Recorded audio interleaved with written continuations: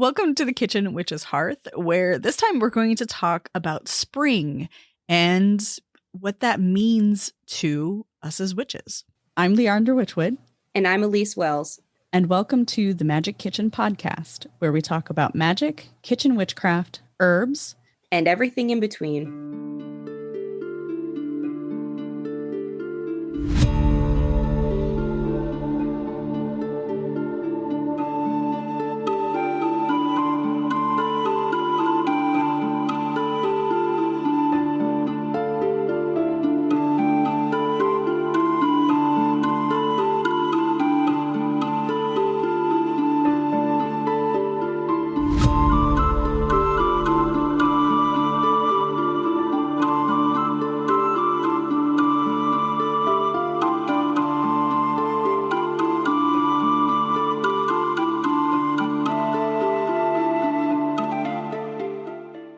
The Magic Kitchen Podcast is funded and supported by thewitchwoodteahouse.com, offering a variety of hand-blended loose leaf teas as well as loose herbs for all of your ritual, spell work, wellness, and everyday enjoyment needs. If you would like to support this podcast while sipping a great cup of tea, head over to thewitchwoodteahouse.com and find the magic that's in store for you. I'm ready for spring. So we're recording this at the very end of January, and I am actually still enjoying winter, but I've had no winter for 3 years. So yeah, I think I'm unique to that. Yeah, I'm done with it. I'm so done with it. We've had a good amount of snow this year, and that's fine. But where I work, it's a converted garage, so it's not the warmest place to be. That's fair. So that makes it a little challenging to enjoy the season when my hands are constantly cold and my feet are constantly cold. So I'm ready for spring, like absolutely ready for spring. Yeah. It's weird recording this so far before spring because it's so hard for me to like shift the wheel of the year until it's the time to shift it. And I think that's part of what we're going to talk about today. Like, so these Kitchen Witch Hearth episodes are our seasonal touching of ground, essentially, to sort of share with you all what we individually do at that season, how we shift the wheel of the year for ourselves. But this time I wanted to talk also about the way the spring equinox, which this year I'd have to check. It's usually like the 20th to the 22nd. So I don't know exactly which day it is. I think it is the 22nd this year. It is when we have equal light. That's what equinox means. Equal dark, actually, equal night. So equal day, equal night. And it happens twice a year. And the spring equinox has, for centuries, for millennia, been a time of renewal for our ancestors. It was a time they could mark with their naked eye and know, okay, we've reached a turning point. And I love this time of year because we have Imbolc in the middle of New Year and oh man, I love Imbolc. Because I was just thinking about this. Like we have New Year where everyone's told like, okay, this is a new year, but it's the dead of winter. It's when we're all in hibernation mode and recovering from a major holiday season, both financially and emotionally. Yeah. Usually. And then this year we had the inauguration, which was like its own kind of new thing that is, as of recording this, we're only less than 2 weeks out from inauguration day. So it's a whirlwind to get used to that. So I feel like there's just a lot of whiplash this time of year. For sure. And for the non-witchy folks, they don't have Imbolc. They don't have a break in it. Like we have Imbolc to say, which is February 2nd, traditionally. Yes. Where we can say, okay, renewal is coming. You know, for me, when I was a teacher, Imbolc was like life-changing because it was like, oh my God, okay, finally, there's going to be sunlight that I will get to see. Yeah. Like when I was a teacher, I would leave in the dark and I'd come home in the dark. Yep. It's horrible. Absolutely horrible. Yeah. And so many people live that existence and it's like normalized. And that is just not our ancestors' experience of life. And now Imbolc is like, okay, a little sliver of sun. And by equinox, proper sun, like vitamin D returning. Yes. So we have this build up that is so beautiful to experience. And then once it hits, as you're listening to this, it's going to be about a week before equinox. So you have plenty of time to plan that. Once it hits, that's when we want to hit the ground running and start saying, okay, this is what I'm going to do. This is where we get active now in the spring equinox. Mm-hmm. Yeah.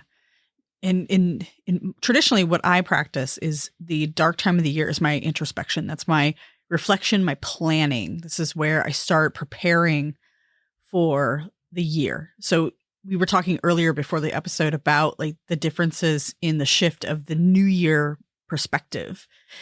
And, typically now we think of Samhain as the new year.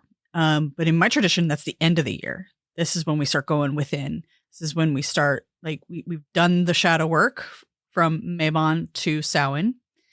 And now we're integrating that. Now we're doing that introspection. We're planning. We're getting ourselves ready to bloom. So we're planting those seeds.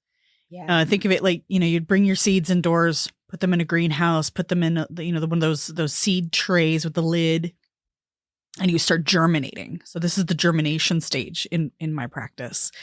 And which is one of the reasons why I started the Gardens of the Mystic in January, because the beginning part of this is we're diving into the primordial. We're diving into that germination stage. And then we're connecting with the gods. We're connecting with deity, divinity. And then we're moving into the active parts of the practice. So it wasn't by accident. And when I start going into this germination stage, this is when I plan everything out. I like to see things ahead. We were just talking about that when we were planning author interviews and that sort of thing for the podcast. Is I like to see things. I want to see what's coming up, and maybe that's part of hustle culture being so integrated into my path and to the way I do things. But I have to limit chaos because I have so much on my plate that I can't have chaos. So this is definitely my time of year to settle in, really think about what's important, really think about what do I want to accomplish moving forward? How can I best serve those who are taking my programs, who are, downloading the materials I offer, that sort of thing? How can I best serve our listeners? Yeah. And it's about adjusting that mindset of hustle, hustle, hustle, get it done, and mixing a planning focused section of the year, section of darkness with that rest. Okay, I'm going to plan, I'm going to do a little bit, and then I'm going to rest. And absolutely, like this time of year, I don't go to the gym as much as I usually do. I tend to bring all of my activities indoors because, for one, it's cold. When I lived in California, when I grew up there, like all year, I was always outside. But I definitely bring things indoors. I find I'm hibernating more. I want that solitude so that I can clearly define where I'm going. And I think that's a good thing for us to embody or adopt or consider for our path, because we are always in that mindset of like, I have to be achieving, I have to be moving forward, I have to be doing. You don't always have to be doing, but you can be reflecting. And that's still, in a way, doing, but a little bit different. Yeah, it's part of the cycle. We have to have those fallow periods to integrate what we're learning. And I think that's what I learned in Greece. Like, we don't have, it never freezes. The ground never freezes. Things never stop. Technically never stop growing. In the summer, we have plants that thrive, but it is the fallow season. The summer is the time that you hibernate because it's too hot. You can't survive out there. Like, it's truly like after the sun doesn't really set until 9 or 10. And it's not until then that you can leave your house without scorching. I mean, like, it's crazy. I've never been someone who sunburns. I lived in the Middle East as a kid, and we've always been a good family about sunscreen. I definitely was fortunate to be, raised with that culture. But at the same time, the Middle East wasn't even as hot as Greece gets. The sun is just so close to the surface there. And so the summer becomes your time. I mean, like I said, we've got oleander that flowers, but most plants are dead. They're hibernating too. So in the summer, that's my time to rest, rejuvenate, plan. I also do tours in like June. But July and August, I don't, because it is too hot. I take tours to ancient sacred sites. We can't be walking in direct sun, meditating, and we're just not going to have the experience that you want to have. So I always am telling people, like, by June 20th, like literally by the solstice every year, it's pretty much kaput. It's too hot for ancient sites. So it's a totally different to be miserable. shift there. Yeah. Was it like that in California too, where summer was the time of rest? Not really, because we have such a mild climate out there, at least where I grew up. It was very rare that it got really hot. Oh, that sounds so nice. It really didn't get that humid either. We would have some humid spurts, but I honestly, I don't recall a whole lot of like resting periods or miserable, like periods where it's too miserable or too hot or too cold to be outside. So it was really year round we were active. Yeah. And so when I moved out here and I really started tuning into the seasons, because we actually have the seasons here, that's where I found the value of it. The value of, okay, I can slow down now and I can reflect a little bit on my path. And to be honest, like I really didn't get to sink into that until I began working for myself when I started my own businesses, because working in corporate America, you don't get that opportunity, at least with work. Yeah, but you can at home. Right. You can pull yourself in at home. Like, okay, at home, we're not going to make every single weekend a weekend of hustle, bustle, cleaning, cooking, family activities.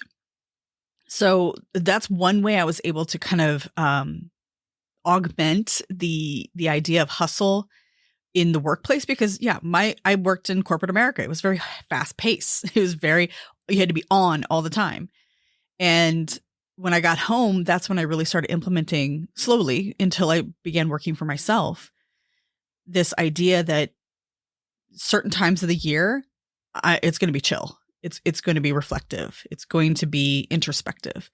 And I really started to anchor into it when I owned my own business and had the freedom to make my own schedule and to practice every single day the way I wanted to.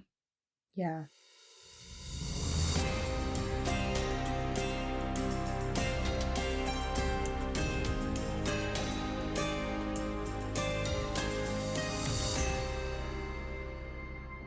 You are invited to experience the most famous oracle site in the world with a native Greek priestess who has built a relationship with the Pythia herself.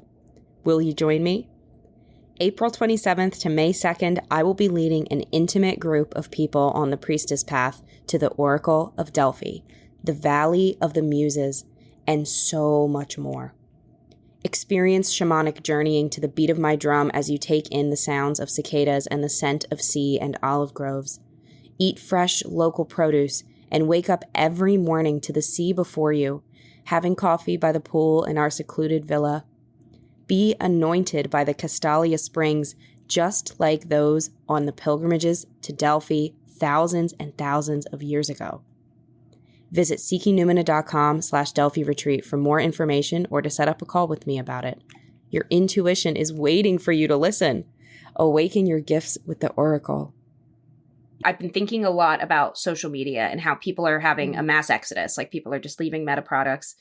And I understand why.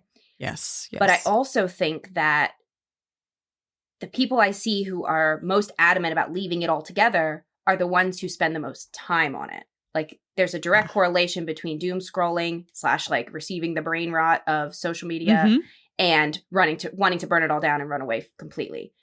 And I think that is going to lead people to recognizing like, okay, what's behind that need to want to run away? Like at the core of it, I say this all the time, like we only have two resources. We have time and we have energy. We don't have money is a false resource. It's there and it's real and it's important because of the nature of our society, but it's not really our true resource. Like if you're offered $5 to drive to, New York City and back, you're not going to do that because, even if all costs were paid for with the gas and the tolls and whatever, like your time is worth more than $5. That's like, right. I'm 4 hours away from New York. That's 8 hours of driving. Like, why would I do that for $5? But if you do the math on like the way we use our attention, the way we just give it away to Meta and all these other apps by clicking on ads or paying for ads or whatever we do, we end up spending time in that space. And that's who gets our attention instead of our children, instead of our friends, instead of our covens, instead of the hobbies we're always saying we're going to make time for. And so I think this time, and like I said, as we're recording this is January, so maybe people are back on social media by March.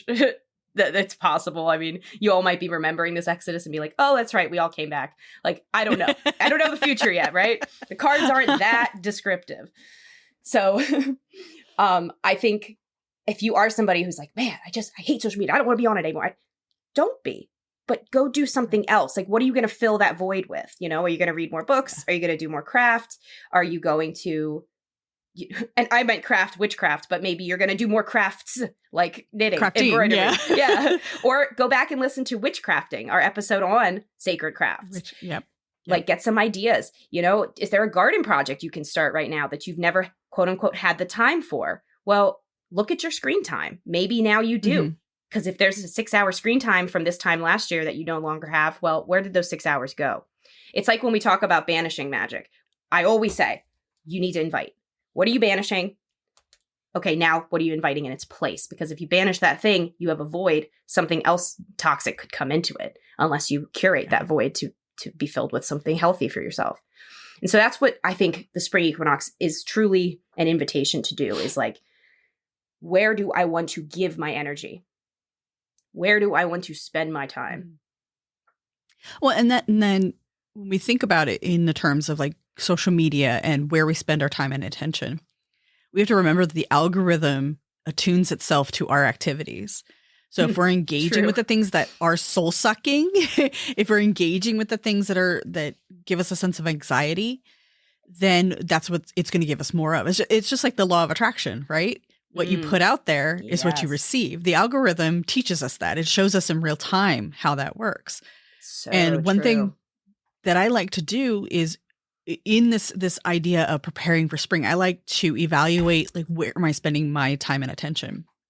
So one of the things I have learned to do is to go through my feed and I start retraining the algorithm. So if I see something from a creator, like if you see something from myself or Elyse come up and you're not engaging with it, you're telling the algorithm you don't want to see us. You don't want to see what we have to offer. And then you're telling it you don't want to see other people's offers who offer something substantial like what we offer.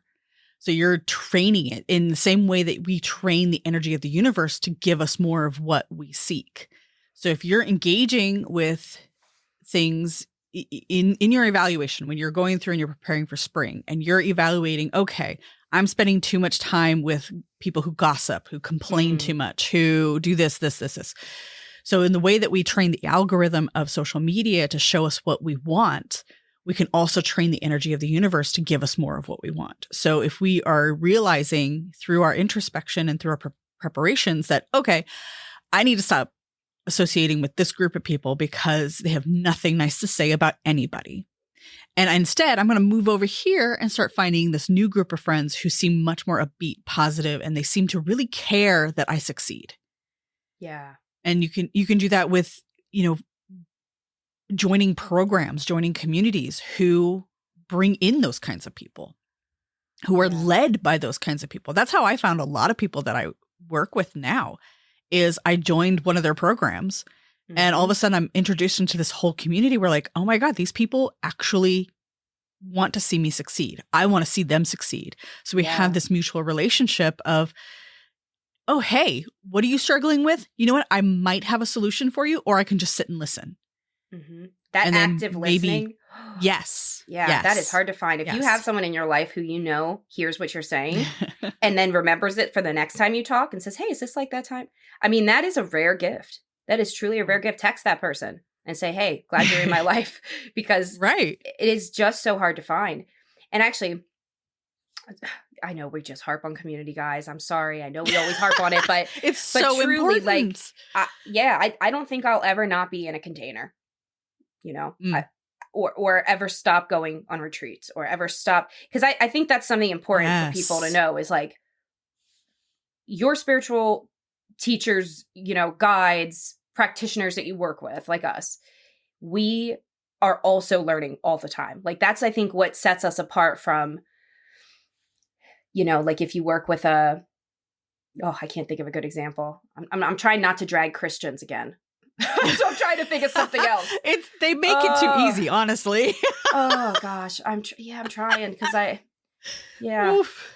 trying to think of another example, but all the examples they actually do show up in their own field. Like it's like if you went to a nutritionist and they were breaking out with whiteheads and eating a bag of Doritos, Yeah. you wouldn't be happy to hear from them. Like they're not walking the walk. Yeah. So I think along that lines, like I actually started following someone who is a nutritionist who went that path. She was eating at McDonald's every day. She's like, I'm a nutritionist. What the hell am I doing? So she completely like took her training and turned herself around. So like you want to see these transformations in people. You want to get in with the people who are doing the work. And I say this in my group all the time in the Gardens of the Mystic, that we always want to be the person who has done the thing, who has achieved the thing, who has made it to that next level. We never want to be the person going through it, but going through it is essential to the process. That's how we become the next level person that we want to become. That's how we step into our authority, our authenticity, our higher purpose.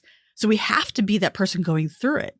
So we have to find the people who have gone through it and learn from them. Mm-hmm. Yeah. Yeah. That's another good, like, maybe journal prompt to take away from this episode. Like, who... Love me some journal prompts. Yeah. Like, who looks like you in 3 years? Yeah. Because I think 5 years sounds big, but 3 years... Yeah. 3 years goes by fairly quickly, It really does. A year even. Like, who do you want to resemble in a year? Mm-hmm. Yeah. For sure. Yeah, that's a good question to reflect on this time of year. And if we're only surrounding ourselves with people who live in the past and will never look at themselves hard enough to grow, you can't expect yourself to grow either. We are, what are we, the sum of the 5 to 7 people we spend the most time with? Mm-hmm. Yeah. 5 people. 5 people. Like that's only 5. Wild. Yeah. And I hope it's not just people, not intimate. If it's cats as well, that's even less people. No wonder I like to hibernate in the winter. My cats are like sleeping all the time. Exactly. No, but the people that we associate with may not just be our direct inner circle. They could be the people you follow on YouTube, the people you follow on Instagram, the people you follow on TikTok. So true. It's energy that is, So springtime, really think about how you can renew yourself. Oh, absolutely. Spring clean your social. Not just your living room, people. Take it out of the living room, bring it into your heart center. Who do you need to clear?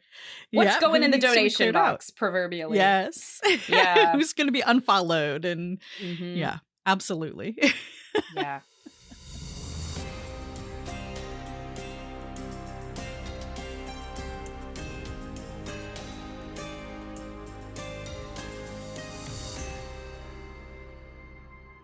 If you're a serious practitioner teetering on the cusp of progress, it's time to step into true spiritual mastery. This is your invitation to join the Gardens of the Mystic Initiation and Certification Program, where I offer practitioners like you advanced teachings and guided experiences. Sign up now at leandrawitchwood.com or find the link in the show notes to learn more. Embrace your higher calling. Your journey awaits. So one of the things I like to do around the equinox for Ostara, if you're going to celebrate Ostara, is I like to host a tea party. And it's kind of like kitschy, but it's really fun. So I have tea parties are cool. I love them. Absolutely love them. So actually on the Magic Kitchen blog site, if you search Ostara, and I'll put the link in the show notes as well. But if you go to themagickitchen.com and search Ostara, you will find the Ostara tea party menu. So I have 3-4 recipes in here for, like cucumber sandwiches, like classic stuff, cucumber sandwiches with herbed cream cheese, deviled eggs, which I love the deviled eggs because deviled eggs, you can really you can dress them up however you want. Like this one's a classic deviled egg recipe, but one of my favorite ways to dress it up is like add bacon to it or add more herbs to it, like chive and that sort of thing. And you can make the little chicks Have you seen those where they use a carrot as the nose? So cute. Yeah. Be cute about it. Like take the recipes that I offer and like just like they're malleable. Make them yours. You don't have to follow them word for word or, anything like that, but make them your own. Like I even have in here a ham and cucumber salad that is really delicious. And if you don't like ham, use turkey. Like really, like these are suggestions. If you don't like turkey, maybe smoked salmon or something like that. So really, vegan option. You can use chicken, CHIKN. Chicken. Right. If you want a vegetarian option, well, and that's the thing. Like I love recipes because as a kitchen witch, we can experiment with them. Mm-hmm. In fact, we have to be if we're witches. You have to. We can't. Yes. Can't turn it off. No, you can't turn that off. You need to like get creative. You need to really start making sure that maybe you don't like bacon, so you want to try something else. Go for it. Oh, I just got a great idea for something. So I'm trying to think of a good vegan option switch to suggest, but off the top of my head, I don't got anything. But egg salad, eggs. So eggs, and let's start with there. Why eggs? Yeah. Because they're new beginnings. Eggs are rebirth. Yes. You can see them all the way going back in medieval paintings. Like it's an ancient symbolism that eggs represent newness, beginning. Yeah. So thinking of our ancestors, they celebrated the new year at the equinox. Because again, they don't have fancy instruments. They don't have satellites. They have eyes. So they're going to look for the equinox. They're going to look for, this is equal day, equal night. And that's why they built structures like Stonehenge and temples in, across continents. We have temples and stone dolmens that have the sun peering right through only on equinoxes. That way they knew. They didn't miss it. They knew that, this is the new year. So And the New Year was celebrated that way throughout Ireland, Scotland, Wales, the British Isles, over in Greece. That's when we celebrate Persephone's return, and that's the New Year. So this has traditionally been this time of new beginnings. So bringing eggs into your practice is a very sacred thing to do at this time. Now, if you are thinking you don't want to work with eggs, like if you're vegan, and you don't or allergic, I would say like two things. Like one, you can get fake eggs. This is a me thing. I don't like using plastic in ritual if I can help it.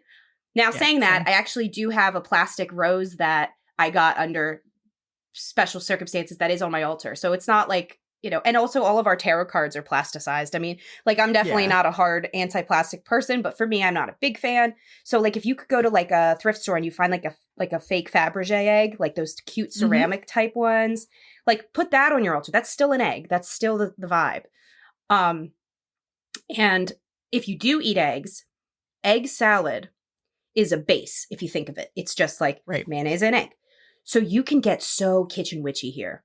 You can add sage, and because you want to bring in more wisdom, you want to study more this year. Maybe you signed up for a course and you're going to dedicate yourself. This is part of it. You're going to make an egg salad with some sage in it.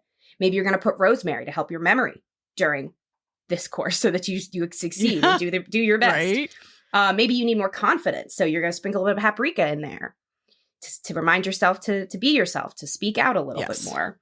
Maybe you struggle with your throat chakra. So you're going to serve it on a blue plate to yourself. Like these are the tools of the kitchen witch. It's what we already have. You probably have those herbs. You probably have a couple of plates with different colors. Thinking through, if it's a plastic plate too, but perfectly fine. The color association is for us. So it's what helps us feel led and inspired by the choice. So yeah, really this time of year is it's so rife with opportunity to act, and getting yourself to a place where that action feels accessible is the goal of the coming weeks. And then it's hitting the ground running and being active. This mount up from now through Beltane, including Beltane, and then up to Litha. We're looking at about a 12-week cycle here. That's a full season. Of growth, of activity. We have so much potential here. Let this spring equinox be a true rebirth for your spiritual path. Join me on the spring equinox in Haverty Grace, Maryland for a 1-day retreat. We will be learning land spirits connection, and we are also going to create anointing oils for protection. more needed than ever in these crazy times. Join me in sisterhood and connection with land spirits and meet a community of amazing witches, pagans, and others on the path of nature spirituality. Ignite your sacred wild and renew this spring equinox with this powerful one-day retreat in Maryland by the oldest river in the world, Mama Susquehanna, and take home a little bit of this magical day as well in a beautiful, real gemstone crystal bottle filled with a protection oil you can use to bring the magic of this day into every day. Embrace the sacred wild with me. More information can be found at seekingnumina.com/events. Now you see why I spend the dark season preparing. Exactly. So that so I have a plan, I have the energy, and I have a focus.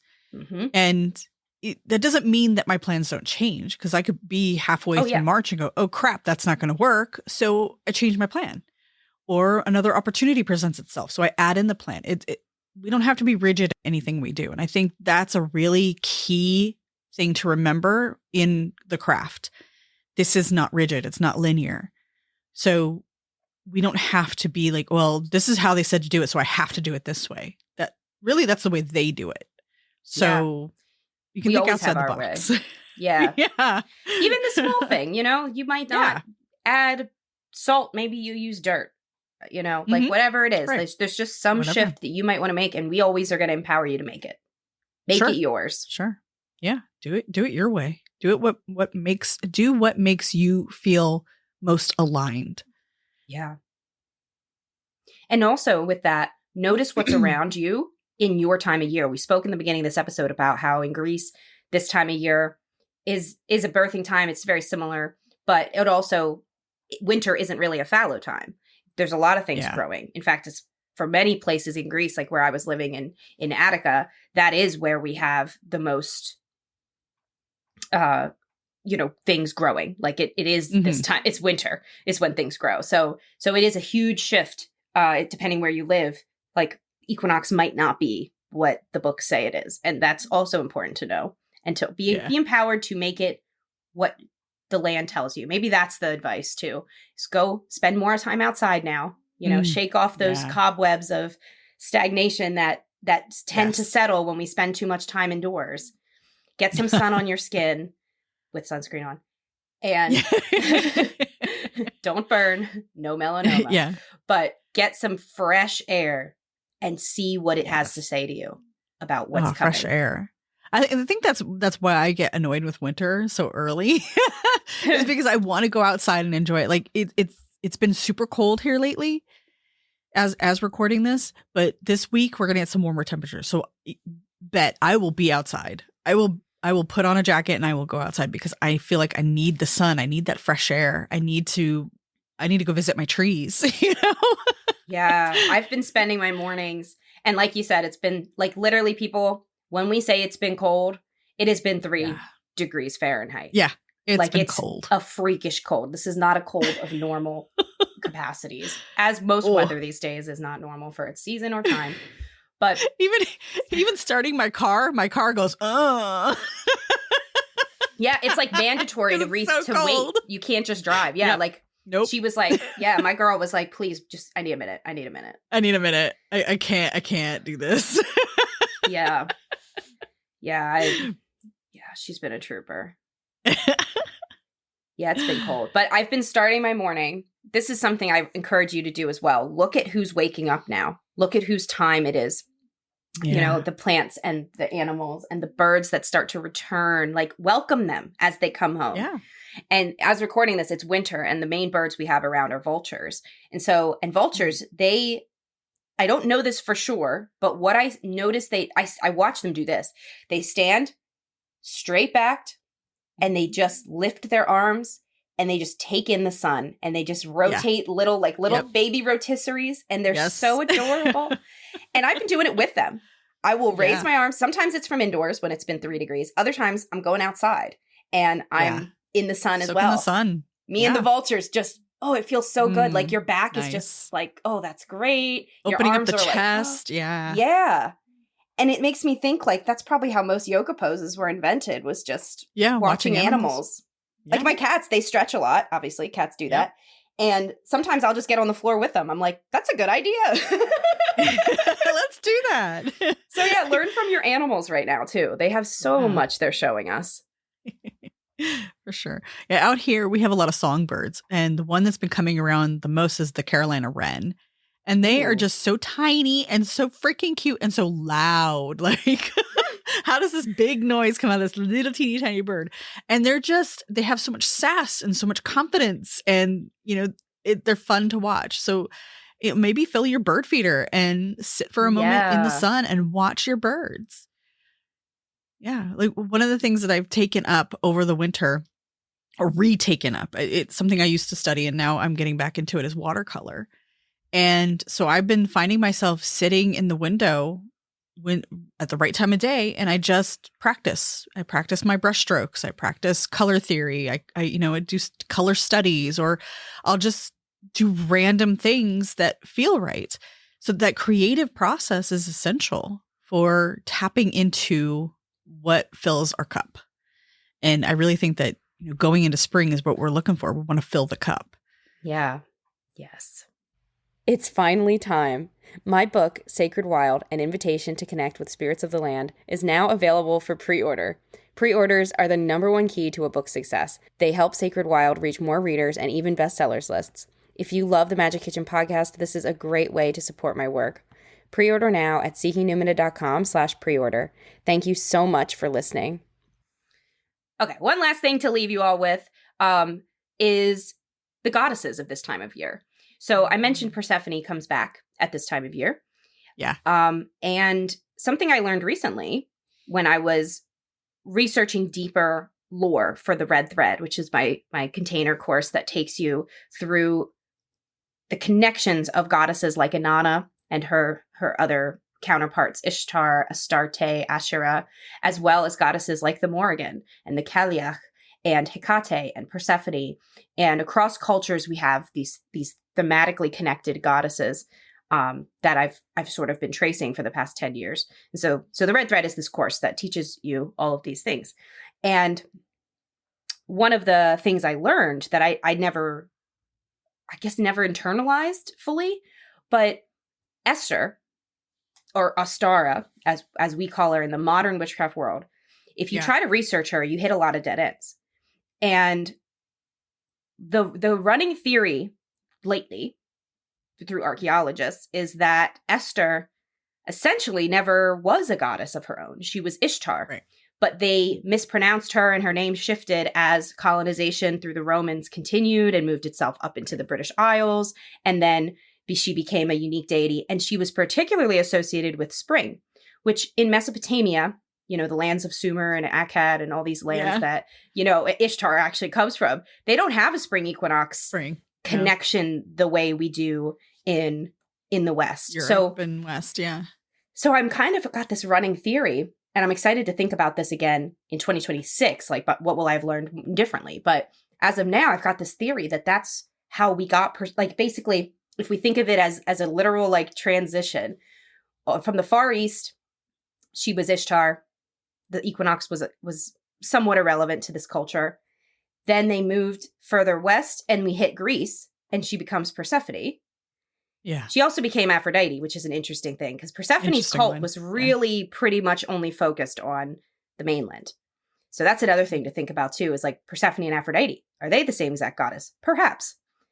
Then we keep moving west, and by the time we get through Italy, Persephone's myth and cult is very associated, like Enna down in Sicily is where they actually start to say is where Persephone comes and goes. They're like, forget Eleusis, she's here now. That's a thing that happens in the early AD. And then shifting even further west, by the time we get to England, now we've got Esther, and she's totally unique, and she's got bunnies, and it's so interesting. So it is so interesting. If that calls you, if goddess work is something you're into right now, if that's what's igniting your active pursuit of self right now, that could be a fun rabbit hole, no pun intended, to dive down. Some pun intended. Pun. That was good. Yeah, that was good. Yeah, pun intended. So just to give you a summary, take take stock. Like, how are you, think of cleaning your energy, cleaning the influences out of your life, maybe cleaning your home, that spring cleaning, that idea of spring cleaning. Yeah. Maybe consider creating something, getting creative, maybe exploring something that you used to enjoy doing and readopt that. Mm-hmm. Connect with those spring gods and goddesses. You know, who in your practice is calling to you. Maybe leave them some cakes, maybe leave them some ale or wine or apple juice, whatever you feel led to leave them, and really hone in on your own practice. Take what we offer and then mix it into what you want to do so that spring is something that is revitalizing to you. Yes. Merry meet, merry part, and merry meet again. Thank you for joining us on the Magic Kitchen podcast. Please visit my website, leandrawitchwood.com, for news, information, and more episodes. I'm Elyse Wells, and I can be found at Seeking Numina on YouTube, Instagram, and Facebook, and seekingnumina.com. That's Seeking, Numina.